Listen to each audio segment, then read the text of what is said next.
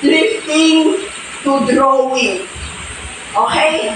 Karamihan po, hindi po lingid sa inyo na ang pagdidrift sa Panginoon ay parang normal na sa ating sa ating mga kapatiran.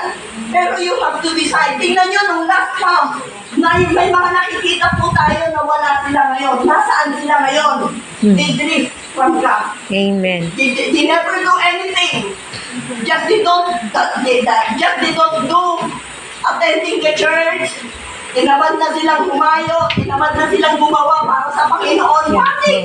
Malayo na. Saan sila pupunta? Dalawa lang naman yan eh. Either left and right. Cellphone mo. So you must choose and you must intend to grow in the knowledge of God. We have 24/7 na dapat naka-align lagi yung ating focus na yung ginagawa ko bang ito ay nagiging close ako sa Panginoon o hindi.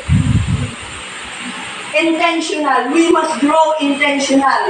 Hindi mo yung i-intention mo na yung titignan mo yung katabi mo ay okay lang, ganun din naman siya. No, individual. If we really want blessing.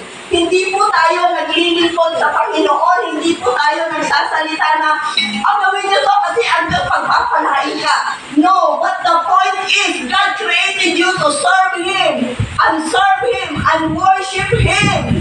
While you enjoying the blessing that comes from Him. Amen. Hindi po tayo nakapokus sa blessing. Kasi ang pera, although kailangan natin ng pera, sino ba naman ang ayaw? Ako nagtatrabaho ako at I'm still aiming na kumita sa nature ng trabaho namin ni Pastor sa ministry. Kailangan kong makapag-create ng mga pulutong na kahit hindi ako gumagalaw, kumikita ako. Yun po yung gusto ko. At yun po yung gusto ko pagparaminin sa akin. Na kahit nandito ako sa kapitid, nagsasalita, nakikipag-banding sa iyo, alam ko yung pera ko gumagana, umaan.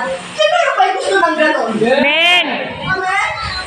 Yun po yung i-create natin, mga Christian. Na mag-create tayo ng mga bagay-bagay. I-decide mo sa iyong isip